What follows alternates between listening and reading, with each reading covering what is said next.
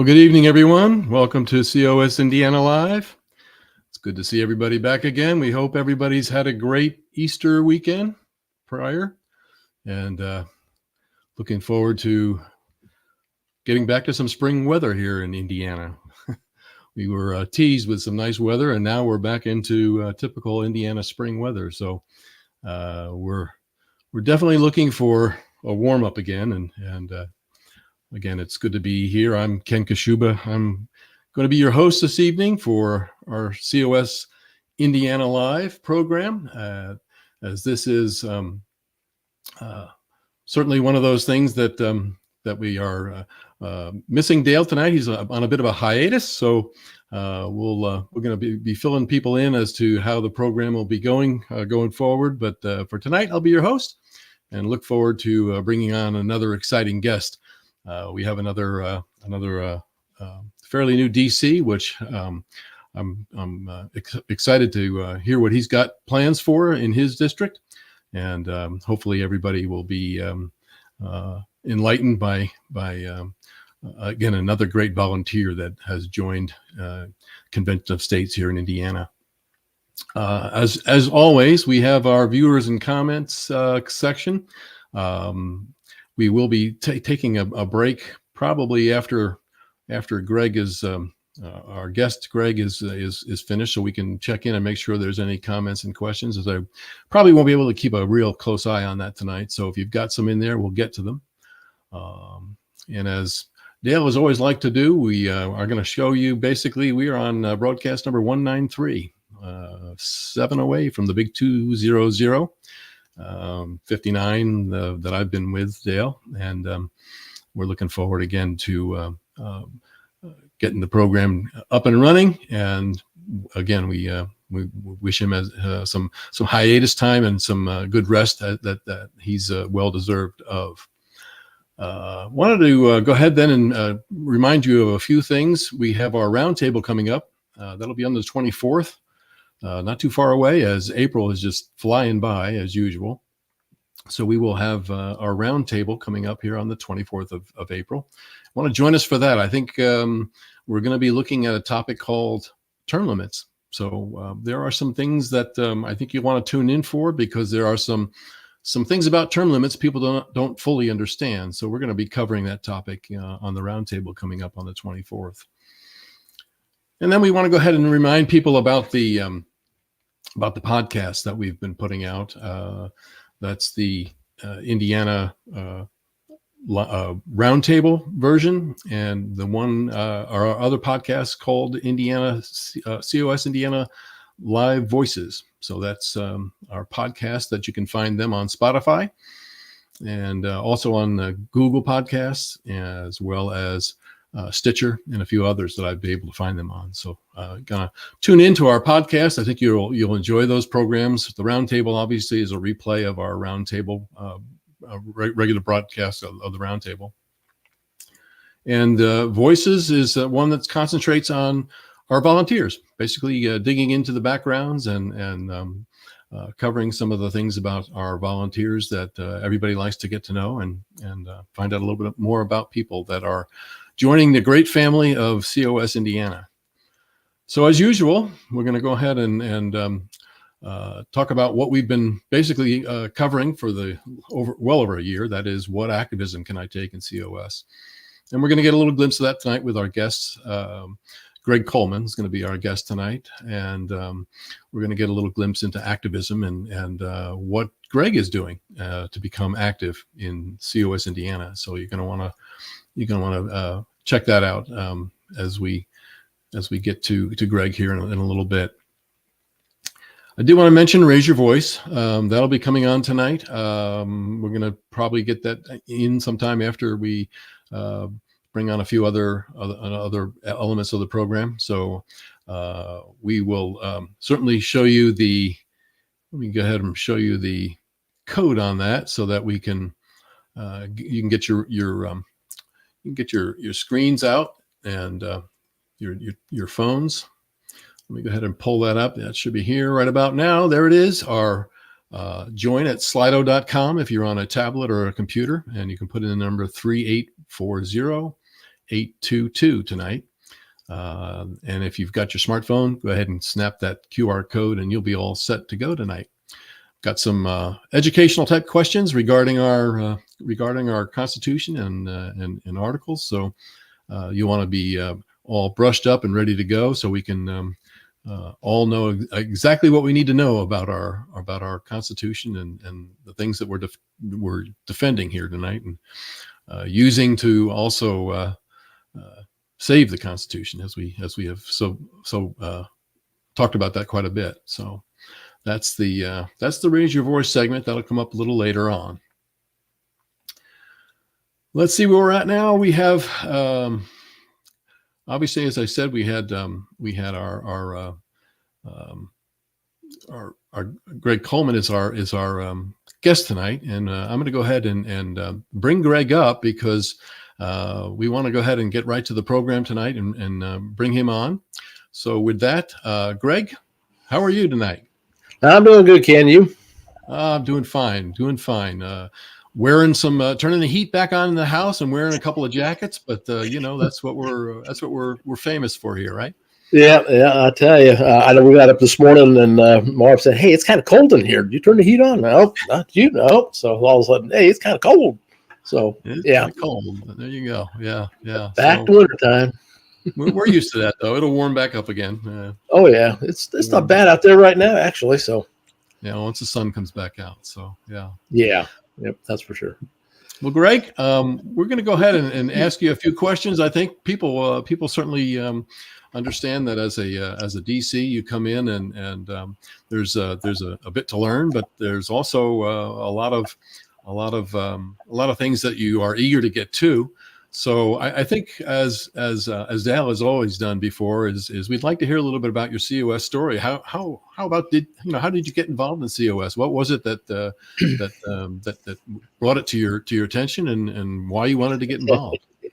Well, it's actually a bit of a long story, but I'm compressing it down to a couple minutes here. Like a lot of us, many of us are kind of working on a second existence, but many moons ago in a previous life, I actually had the opportunity to travel internationally a lot. I mean, I had more frequent flyer miles than I could use, but about the only places I never got to were like Africa, Greenland, Antarctica, all those great garden spots.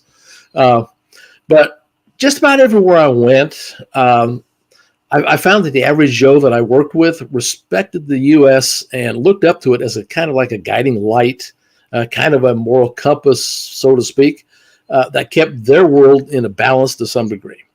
They were really kind of emotionally dependent upon us to some extent to shine the light where we needed to go. They were actually eager to find out what it was really like in the States. I can't even begin to count the number of times they asked me, "Well, what's it like in New York City, and what's it like in Chicago?" Not too many have mentioned Indy except for Indy 500. A lot of race them like fans. that. Of course, yeah, race fans. Yep, yeah, a lot of them are Grand Prix people. But so why'd you guys get away with the Grand Prix and stuff? So it's like, oh well. I'm not a race fan, so I don't really know. But anyway, they were eager to know what it was like here in the States, and they compared it to where they lived, and they were happy to talk about it. And we had great discussions that went on and on and on. And they actually exhibited an appreciation and an envy for the freedoms which we had here at the time. And I would refer to that in a historical sense, because I think back then we had more than we got now. But, like I mentioned, we had some great discussions, and it actually warmed my heart to hear them speak so highly of the place that I called home. But it also broke it, knowing that most of them would never have the opportunity to experience the freedom that I took for granted. Didn't realize I was taking it for granted, but, it kind of opened my eyes a little bit. I actually spent a lot of time in places like Greece and England, this kind of stuff. And I have a couple of friends in Greece, which after a while kind of expressed a concern about the direction that the U.S. was heading. Now, they seemed to see something that I hadn't. They felt that if the U.S. as a country imploded, that their country might implode as well. They kind of beat us to the punch to some extent. But anyway, I don't think their opinion was all that far off.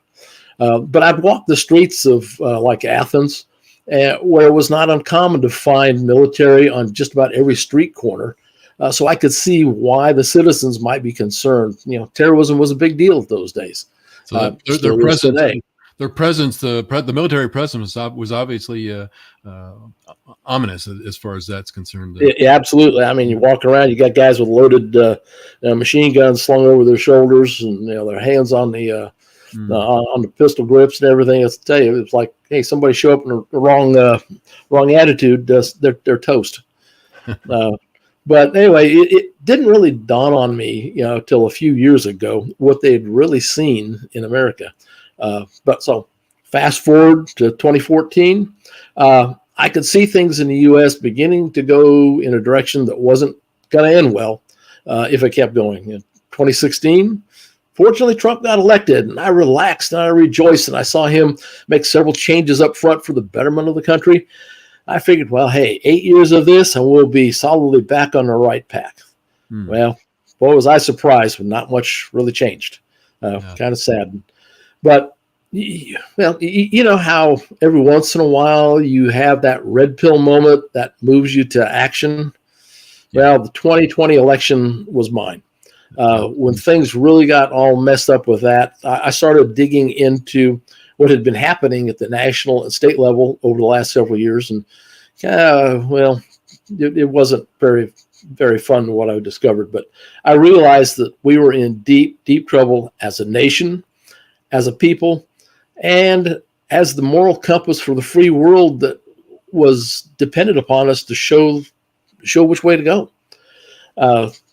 So that just really kind of, hit home with me hard. Unfortunately, I know just enough about history to be dangerous, and I could see how all of this direction that we were headed would end very badly for my family and this country as a whole if we didn't get it fixed. So I started looking for a way to turn the ship around. But the only things I could find were outfits that just wanted my money. Hey, just write us a check and we'll take care of everything. It'll be fine. Well, I had no idea where that money was really going to go, so I never really participated in that too much. And we already had two parties that do that often anyway, right? Yeah, exactly. And that was one of the ones I ended up, giving a few bucks to, and I never really knew where that went.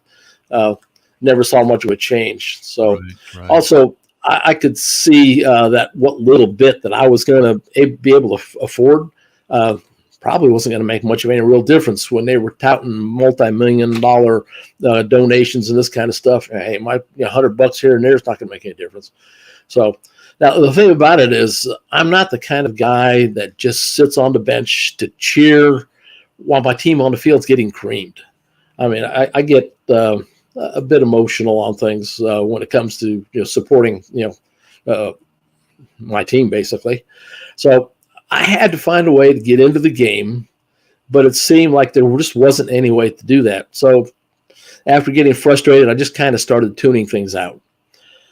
That's when it happened. I see. My wife and I were watching a movie one Sunday evening, and we were sitting on the couch just enjoying, being together and just watching, a good show. And it wasn't unusual for her to get a text or a Facebook message notification coming through every once in a while in the evenings.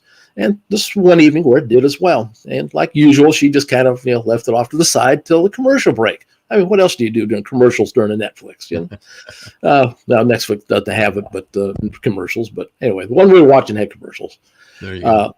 And as usual, she took a look at it, but this time she paused, and then she hit the pause button for the movie on TV, and paused the commercial as well. And she kind of looked at it a little straight. I asked what was going on there, and she said, "Here, I think you might be interested in this." And so we watched the video that was attached to that Facebook post. And Mark Meckler was doing one of his battle cry videos, and I actually listened and saw what he was saying and doing, and it just kind of clicked home. And I found a way that I could get into the fight for our country in a way that could make a real difference without going broke. and that was basically the essence of it. I mean, what he said really clicked with my sentiments exactly. So, but I took the better part of the following year to kind of explore COS, kind of make sure, hey, is this outfit really for real? Are they really getting anywhere? Are they really doing anything? I looked at it in every way I could possibly think of, and I got to the point where I was convinced it's the best and perhaps maybe the most, or better, about the only option in town for putting this country back on its feet. And what really excites me is that I can do it without writing a huge check, which I really can't do. I mean, multi-million dollars, I don't have that budget. Sorry. So now I'm in the game.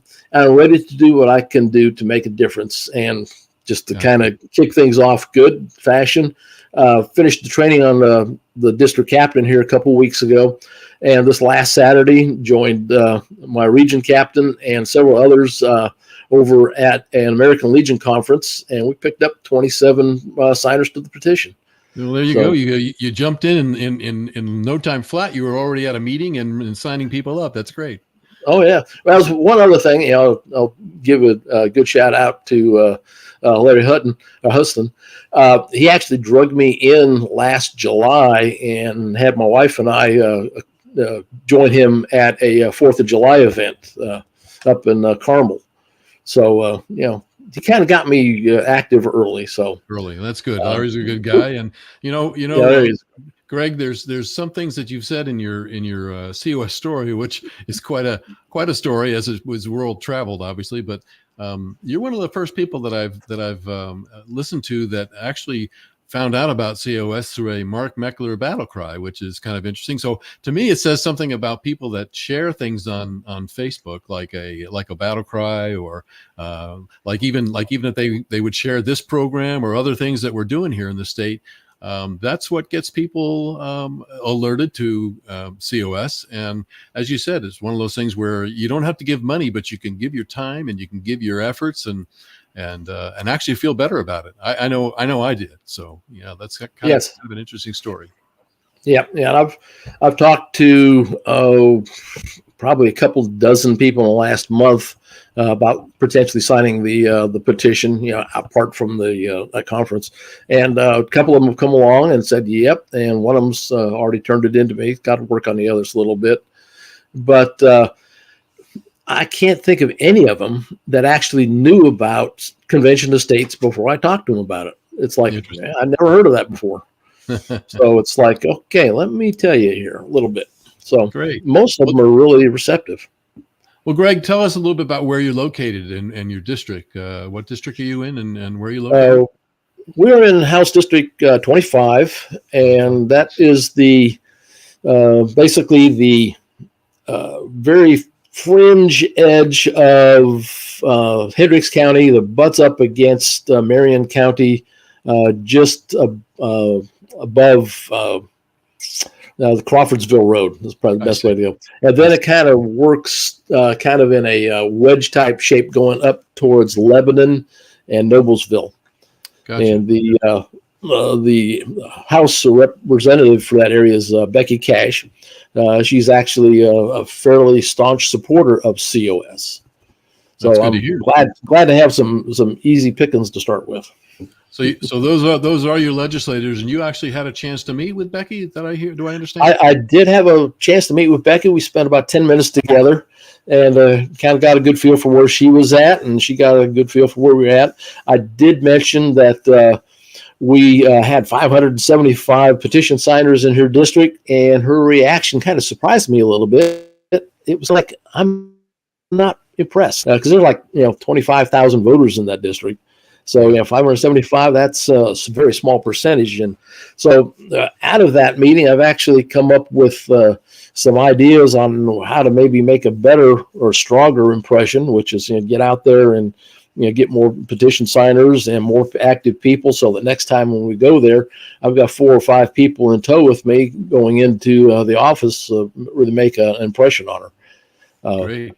So, great. But also got a number of other ideas. So, Yeah, that kind of leads us to my next question is what are some of your goals as you obviously you got off to an early start, which is great, but what are some of your goals going forward for your district? Well, I would like to I'm going to establish a team of the number of people to help out, everything from photographers to event coordinators, local event coordinators. Speaking of which, Stacy Garrett and her husband Brandon was at the convention on Saturday, and we got to talk quite a bit. It was a good session there, and she picked up a good lead for another potential event. But we talked about events, and one of the things I'm looking to do is get into Lucas Oil Raceway and see if we can't get some tables set up in there during some of their bigger events out there, so we can maybe pick up the people there. That would actually spread across a large part of the state, I would imagine. And to keep things kind of locally and focused on the district, there are some large housing additions, especially up around Whitestown, that don't show much of any kind of connection with COS. So I'm looking at doing possibly a block walking event up there and see how many petitions and supporters we can develop from there. Perfect. Yeah, the block walking is something that's becoming quite effective, and as we've talked about before, in the time we've had to be able to kind of chat before, that getting around person to person and meeting some people and being able to discuss some of the problems that really everybody is pretty much on the same page and familiar with, it's a good way to spread the word. And obviously the block walking is a good way to get that. So good event to be focusing on. Mm-hmm. Yep. Yeah, I'm looking forward to it. It's going to be a busy summer and fall for sure. Yeah. Good.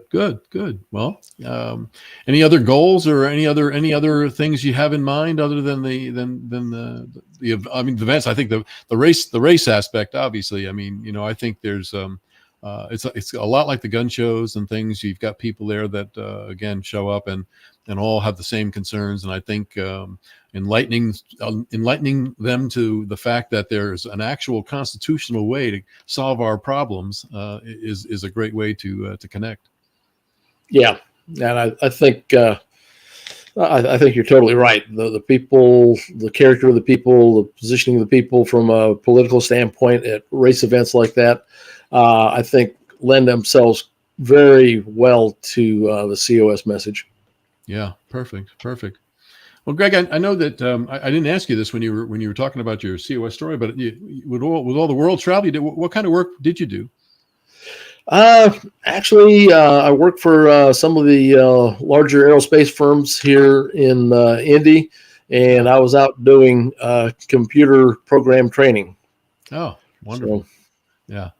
So you didn't find did you have any type of language barrier in all the countries that you visited to do that, or do you have translators going around with you, or what? Surprisingly enough, just about everybody that we engaged, I think this may be by design as much as by accident, actually knew English as a second language. Ah, wow. So now, until you get over to England, and of course they think their English is the only English that exists. But yeah, we had a good time. Developed some friends all around the world. So and that leads me to another question offhand. I know that obviously when you were over there traveling, the people were kind of envious and of our freedoms over here and what have you. Since that time, do you stay in touch with some of them? Are they giving you any input as to what they're seeing now as far as our country and the trouble we're experiencing? There's one guy that I stay in connection with in Athens. We don't talk much, about once a year type of a thing, but most of the rest of them have moved on. I see. So. Yeah. So I was just curious whether, they were giving you any type of wow, what's going on over there type of reactions, but I'm sure they're keeping an eye on it if they were looking for us to be the leaders that we've always been. So, and it's I know kind of I guess kind of just hurts a little bit to know how we've let those people down out there who actually do look to us for support and guidance as the leader of the free world. I mean, so there's politicians that use that phrase in a derogatory term, but in reality, when you get down to the guys out on the farms and in the factories and in the offices that are just the average Joe, they're looking for somebody to help them get their country back on track. Yeah. And when the U.S. falls flat on its face, there goes that support. Yeah. So well, hopefully with everything you're doing in your district, and hopefully the remainder of not only our state, but at this point, as we move forward with the national side, obviously we're looking to get off the 19th state and move into 20, and from there right on up to 34, what we need. So hopefully we can get to there and really get this thing turned around and get back to being the leaders that we have been. So. Yeah, I just hope and pray that we can, get to that 34th state before things fall completely apart. Yeah, well, that's what we're pushing for, and I think with guys like you that are jumping in and getting their hands dirty and getting out there and letting the rubber meet the road, I think we'll get there sooner than that. So, Greg, it's been a pleasure talking to you tonight. I'm glad you were able to come by, and as I said, right now I've just double checked. I'm not seeing any particular comments right now. Although I will put this one up. This one says Greg sounds like he's going to be a great district captain. So I think you got some people out there that are already supporting you. Well, I appreciate that. Hey, send me a quick text. I'll sign you up for the block walking party. There you go. There's a guy that knows how to get the ranks enlisted already. So, well, Greg, you're welcome to hang around in case we get any other questions. Otherwise, I'm sure we're looking forward to meeting you again. I know you were at the Surge meeting we had in March, and I didn't get a chance to spend much time there. I had a lot of other duties we were doing, but it was good to at least see you there, and we encourage people to attend those type of events so that we get to meet each other on a in-person basis. So, yeah, and just kind of as a side note, in case anybody gets a little intimidated walking into the State House, that was the first time on March 8th that I'd ever been into any State House anywhere. Really, yeah, and I was impressed with the architecture. It was a beautiful place. So. It is a beautiful place, and even if you're down there just to take a tour of the place, it's pretty interesting. Pretty interesting place to visit. So it is. I look forward to getting down there even more. There you go. Well, thanks again, Greg, and we look forward to having you back again soon. So we'll see you soon. All right, catch you later, Ken. Take care. Well, there you go, Greg Coleman, a very active guy, a world travel guy, and certainly at this point. Just that's the type of enthusiasm that we are looking for as far as GOTC, get off the couch, and what kind of activism can I do? There's plenty of things that you can do, and Greg mentioned a bunch of those and a few things that he has planned for that district. So some of these districts are on the blue side, and we need to reach people that are looking for answers. So we appreciate Greg coming on tonight. Well, we're going to take a slight break at this point, and we're going to put up a John's Journal, which we have a brand new John's Journal that John did for us. Always like these, and we're going to take a little bit of a break, and then we'll come back with Raise Your Voice and see where we go from there. So enjoy this one.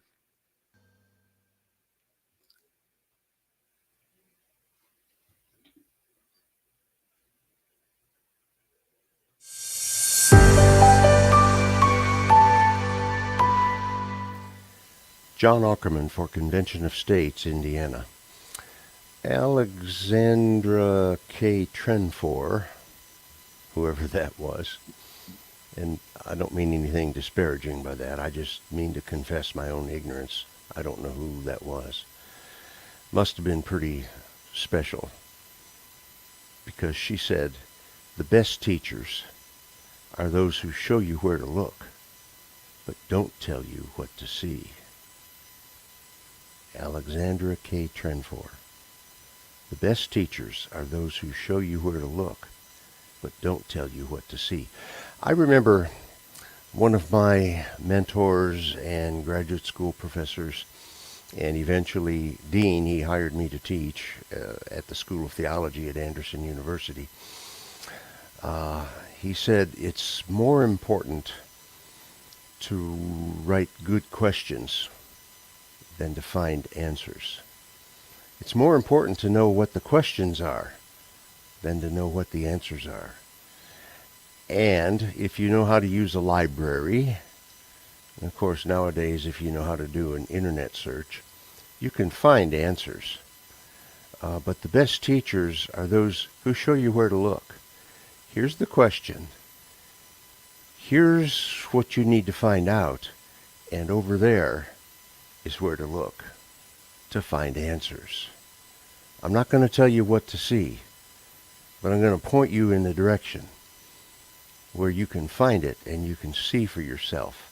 Seeing is believing. And when you discover truth for yourself, it is your truth. It's not your mom's or your dad's or your teacher's or your professor's truth. It's your truth. You found it. You own it. And that's why Trend 4 is correct when she says the best teachers are those who show you where to look, but don't tell you what to see. You be that kind of teacher for those within your sphere. Show them where to look and let them see what they will see when they look in that place.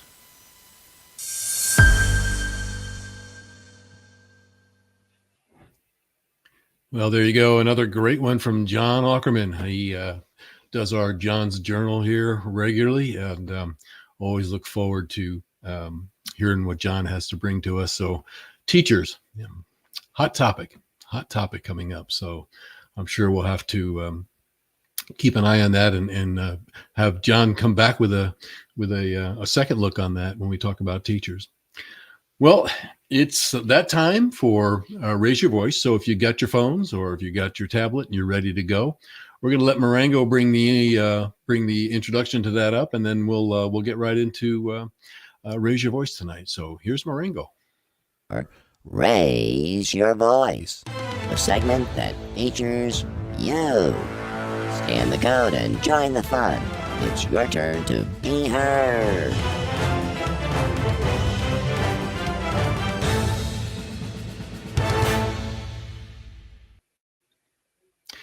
Okay, so we're going to go ahead and bring our screen up tonight with our polling for the night, and we got a couple of questions here we're going to try and go ahead and answer. We've got some, well, I think some of them have been answered, so we'll go ahead and just go through this. SCC obviously is a state communications coordinator. That's a position I'm holding right now. District 25, I think Greg explained that. It's kind of on the north, I'd say northwest side of Indy. And let's see, what do we have here? Planning a Constitution Day picnic in Carroll County, Delphi on 9/16, and looking for people to speak at it. Okay, we're going to turn that over to our state event planner. That's Stacy Garrett. We're going to get Stacy involved in that and we can help you out with that, Patricia. In the meantime, you can see there's the QR code. So if you have got your phone out there, go ahead and get your phone ready for the polling. And we'll go ahead and bring up the questions tonight to get us started. And the first one is basically, which amendment protects us from illegal searches and seizures? Is it 12? Is it Amendment 14, 4, 6? Which amendment protects us from illegal searches and seizures? A little bit of an educational program tonight from our polling. So let's see what everybody's jumping in on. Jumping in on number 4. Number 4. What amendment protects us from illegal searches and seizures? And now we have a couple jumping in here. It's number 6. So we got a 50-50 split.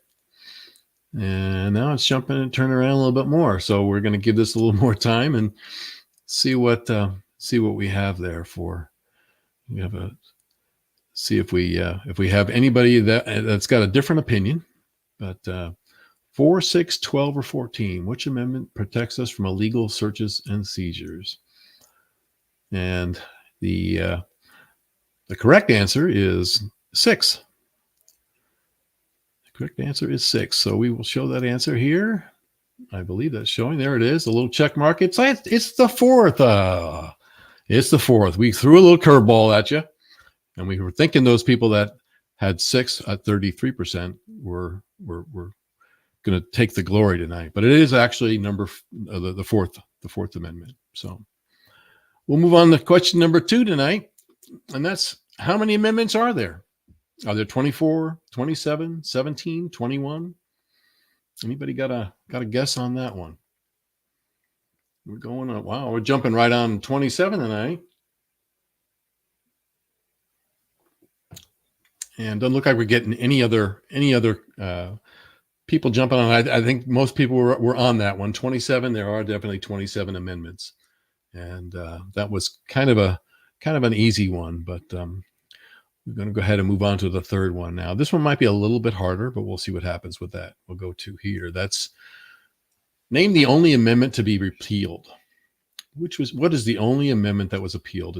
Was it the 16th, the 18th, the 23rd, or the 24th amendment? Which amendment was the only one to be repealed? And this happened quite a while ago.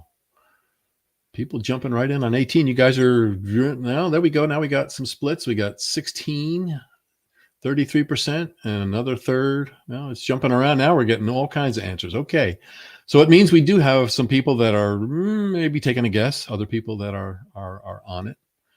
But let's see if that changed anymore. We got 40% that are on 16, and 20 on 18.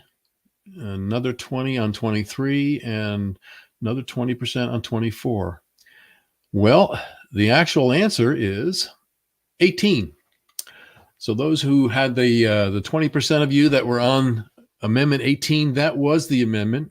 It had to do with prohibition, and it happened a long time ago. So that was the only amendment to be repealed to date. So that is our polling for the night. We really appreciate everybody jumping in and playing a little bit with our poll for the night.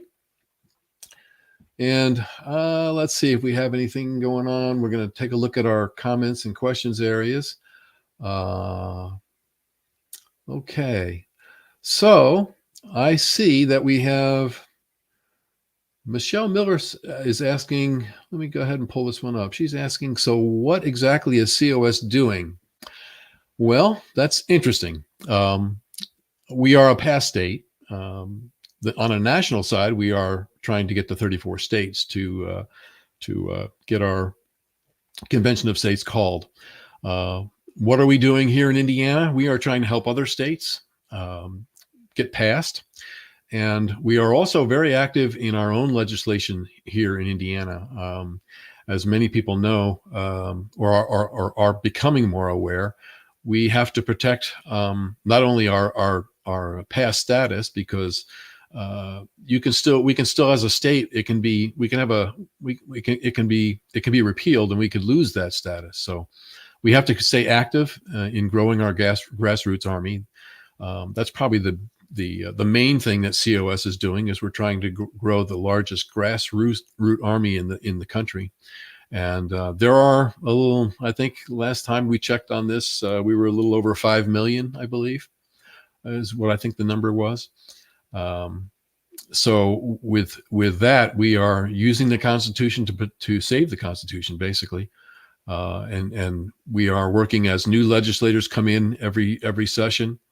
We are doing our best to educate them, the legislators, as to what Article 5 actually is. And if you need to find out a little bit more about that, you can go to our website, www.conventionofstates.com, and you can fill yourself in there with lots of information as far as the activity for COS. But those are the main things that we're doing.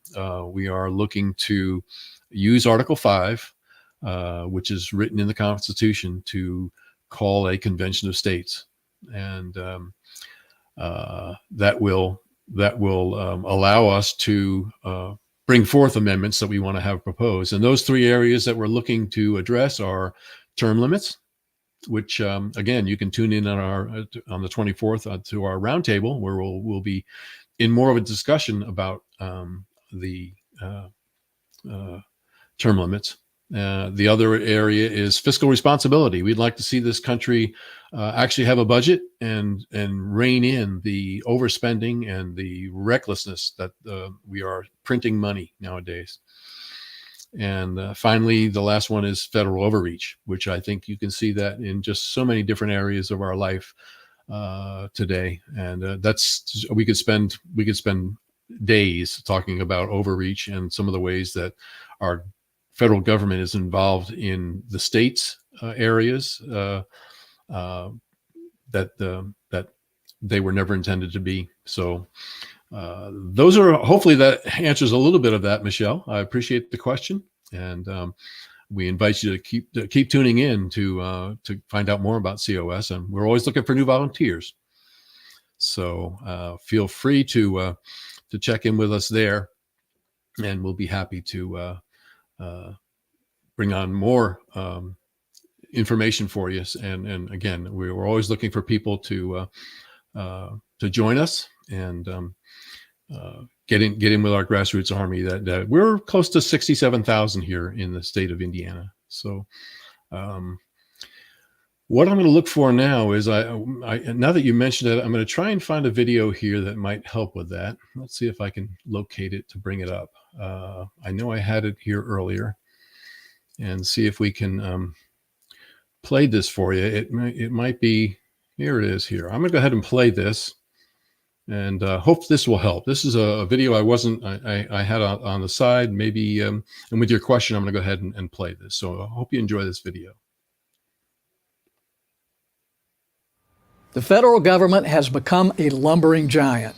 With each passing year, it gets bigger and scarier. In 1965, Washington was $761 billion big. In 2016, it was $3.5 trillion, 5 times the size.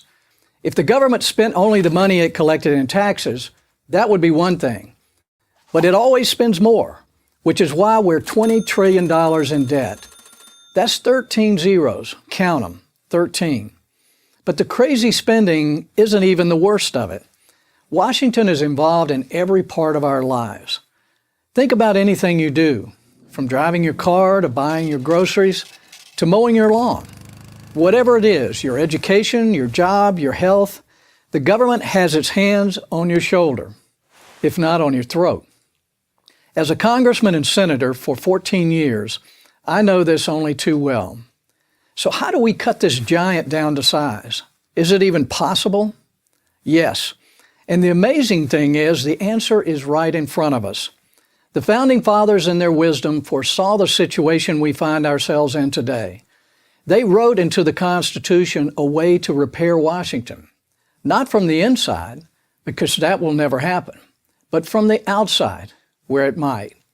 It's right there in Article 5. Most people are familiar with the first part. The Congress, whenever 2/3 of both houses shall deem it necessary, shall propose amendments to this Constitution. All 27 amendments we have now started this way. Congress proposed them, and at least 3/4 of the states ratified them. But is this the only way to amend the Constitution? Well, let's read the next clause. It says that Congress, on the application of the legislatures of 2/3 of the several states, shall call a convention for proposing amendments. Did you catch that? Congress must call a convention to amend the Constitution if 2/3 of the states, that's 34 states, demand it.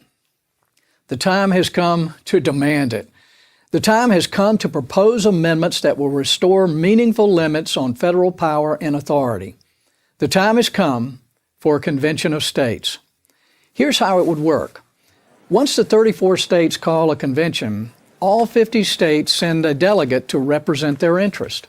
For any constitutional amendments proposed, each state gets one vote. And an amendment only passes out of the convention and to the states for ratification if a majority of the state's delegates vote in the affirmative. In this scenario, Congress has no say. It is completely in the hands of the states, which means it's a whole lot closer to the hands of the people. We've never once amended the Constitution this way, but that doesn't mean we can't. But you might ask, doesn't this open the door to rewriting the entire Constitution? Antonin Scalia, the late Supreme Court Justice, acknowledged this risk, but regarded it as a minimal and reasonable one. Why? Because to be ratified, a proposed amendment would need the approval of 38 states. That's a high bar. 38 states would never agree to something radical like abolishing freedom of speech. The founders, Scalia said, knew the Congress would be unwilling to give attention to many issues the people are concerned with, particularly those involving restrictions on the federal government's own power. So they provided the Convention of States as a remedy. This should not be a partisan left-right, Democrat-Republican issue. This should be a who controls your life issue, you or the government. Today, politicians can turn your life upside down on a whim, kind of like King George in 1775. Being at the mercy of distant, disconnected rulers was why the American Revolution was fought in the first place. But we don't need a revolution. We have Article 5. So what amendments might a convention of states propose to limit Washington's power? Term limits, for one, and no one should be in Congress for 20 or 30 years. The only people who disagree have been in Congress for 20 or 30 years. And how about a limit on taxes, spending, and borrowing? Since you began this video, the national debt has gone up $8.4 million. Here's one more idea. A constitutional amendment that Congress can't exempt itself from the laws it passes, something it's done dozens of times, from insider trading to Obamacare. Now, I don't believe a convention of states will solve all of America's problems, but the founders put it in the Constitution for a reason. They knew a time would come when Washington would become so big and so intrusive that only we, the people, could cut it down to size. That time is now. I'm Jim DeMint for Prager University. Well, I hope you enjoyed that presentation, and I think it fit right in with some of the questions we had there. But as you can tell, that video is already showing some age based on the amount of debt that we're already showing. That was, I mean, they were at 20, and I don't know the date on that exactly on that video, but we are over 30. So you know, it's a runaway train, so to speak. So I hope that was helpful.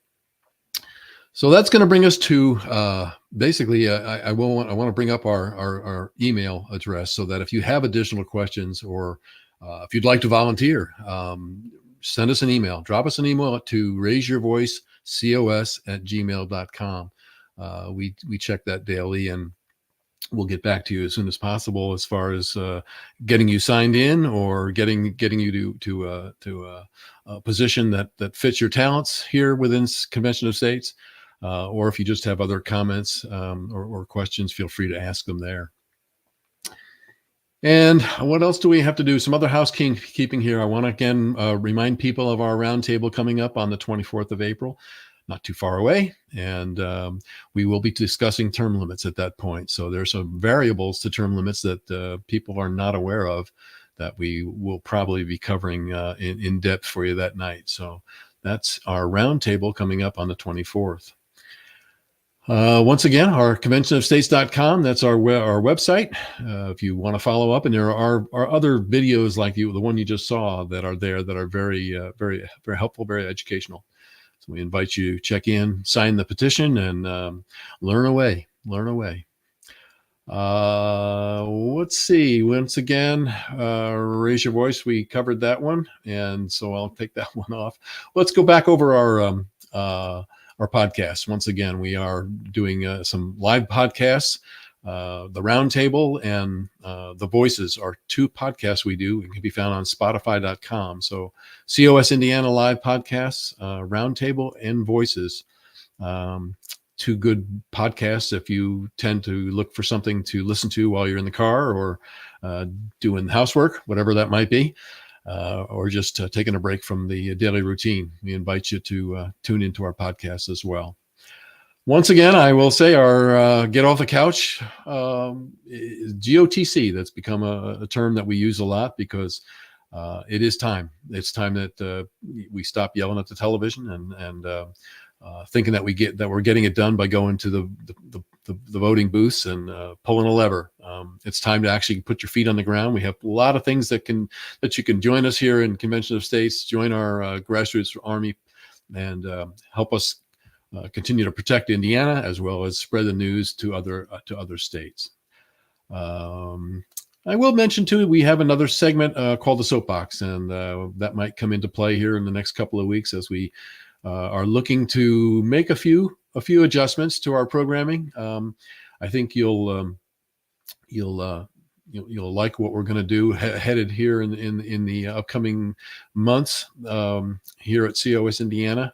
And so we invite you to tune in and stay tuned as we will once again be looking to make a few changes here that we are looking to work with our programming. And once again, we are looking to grow. We'd like to see more listeners. We'd like to get more viewers. So spread the word. Spread the word around, just like Greg talked about finding it on Facebook. A video, somebody shared a video and he got on board. Let people know we're here, and we're happy to get involved with not only at the educational side, but getting people active in a way that they feel that they're actually doing something to save our country.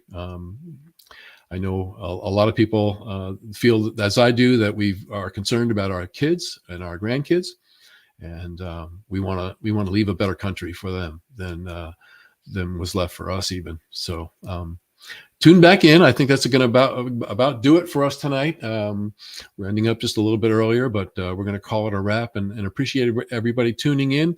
We invite you back again next week and at the same place at the same time. And we will see you all in another week. So thanks for joining in. Good night and God bless.